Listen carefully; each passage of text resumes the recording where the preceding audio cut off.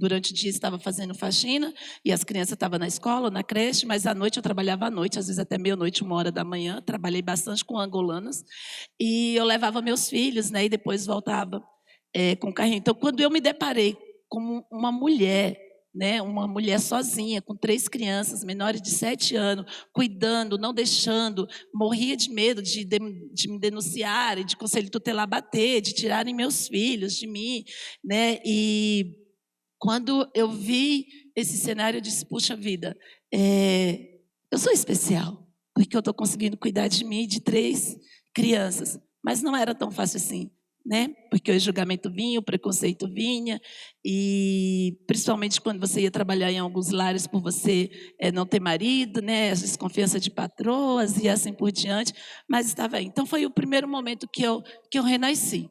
Foi quando eu me encontrei com o meu ventre, né? Que eu sempre desejei ser mãe.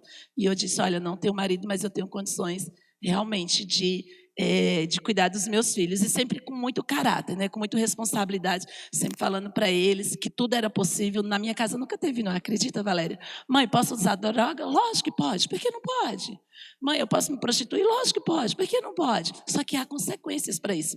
Então, eu não criei meus filhos com a palavra não. Tudo pode. Só que vai haver consequências. E você está disposto às consequências? Então, meus filhos nunca ouviram de mim: não faça isso. Pode fazer, mas vai ter as consequências e você tem que ser responsável por elas, né? Então, isso foi, assim, maravilhoso.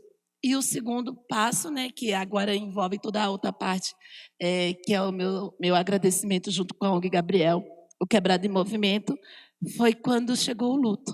Quando eu me deparei com o luto, eu não entendi muito bem o que era isso. Talvez eu nem saiba ainda o que é. E quando eu me deparei com o luto, eu me deparei de novo com os irmãos dele. E durante 4 anos, eu já vinha lutando, mas ele, uma luta só nós dois, né? É uma coisa que eu sempre falo, e eu gosto muito de sempre falar isso, Valéria.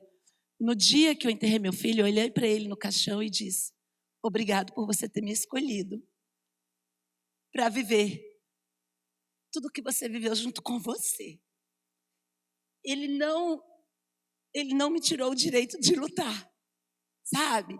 Ele me deu a oportunidade. Então a gente lutou junto, só que ele precisou descansar e eu tenho que continuar. Mas o bom é que ele me deixou um monte de girassóis.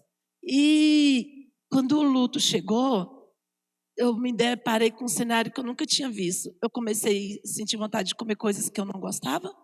Comecei a não gostar de outras coisas. Comecei a ter ciúme de coisas que eu não sabia que deveria ter ciúme. Comecei a odiar outros, não sabia o que era esse sentimento. Então foi um motoeiro de emoções, de descobertas, e ainda está sendo. E olhava para os irmãos dele e não poderia parar. Na verdade, eu não quero parar. Não é que não poderia, eu não quero, sabe, Valéria? Eu não quero parar.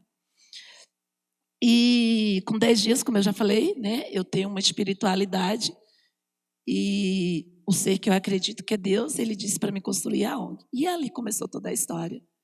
E eu estou aprendendo. Mas a ONG Gabriel, ela tem por sua inauguração dia 3 de setembro de 2022. E nesse mesmo período tem o primeiro... Cadê o Dance? Cola, Niak. Nós temos o primeiro... mas não é bem isso. Nós tivemos a primeira mentoria, o primeiro... Isso, né? Primeira mentoria. E eu participei dessa primeira mentoria. A gente acho que estava em 12 OSCs e daí terminou, né? E coletivos, entre outros. Só que o mais engraçado, que vésperas antes da inauguração mesmo da ONG, da história da ONG, a Clara, que é a vice-presidente da ONG, a minha nora, ela entra em contato com Quebrada. Ela descobriu Quebrada, né? E daí a gente traz a Clara outro dia para falar sobre isso, quando ela vinha do Canadá. E ela faz essa visita, né, com 2 voluntárias já da ONG, e ela conhece a Niak e o Duster, né? E foi uma experiência ali que eles tiveram. Eu não consegui ir, porque eu estava muito emocionada. Sempre que chega a primeira semana de setembro, eu fico fica muito difícil para mim o contato com as pessoas. E a gente vai e faz a inauguração. Mas não demora muito, a gente começa a nossa formação no Quebrada. E, gente, eu falo assim, meu Deus, se eu tivesse conhecido, se eles tivessem chegado antes da minha vida, eu não tinha sofrido quase um ano, porque daí eles foram ensinando para nós as metodologias, 5W2H, entre outras coisas, vieram outros mentores. Eu lembro da mentoria que o Celso nos deu, eu lembro até, foi online, e nesse dia, você lembra que você nos deu online? E nesse dia eu lembro que eu fiz no quarto da minha filha Carol, foi assim, nunca esqueço desse dia, lembro dos meus mentores, né, outros que não vêm ao caso agora estiveram com a gente. E eu sempre tive comigo essa parte do caráter, do viver transparente, dignamente. E para mim era algo essencial que a ONG tivesse identidade e que ela tivesse sua certidão de nascimento. Eu brinco que a ONG ela é meu neto e filho da Clara, minha nora.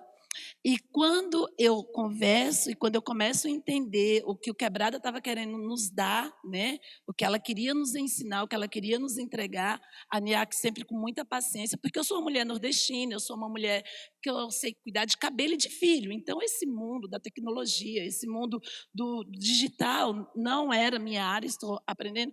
E a NIAC sempre, né, nos ensinando. Tem uma cena muito bacana, minha mãe usando o computador pela primeira vez, né?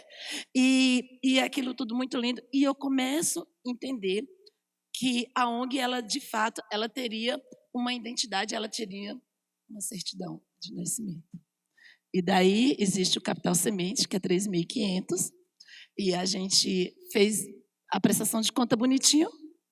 Fizemos, né? Fizemos, né? Que passamos alguns editais, estamos no outro aí, né? Fizemos bonitinho a prestação de conta. E ali a gente tem o nosso CNPJ. Agora, em março, fez 2 anos CNPJ. Uma salva de palmas para o Quebrado e para a ONG.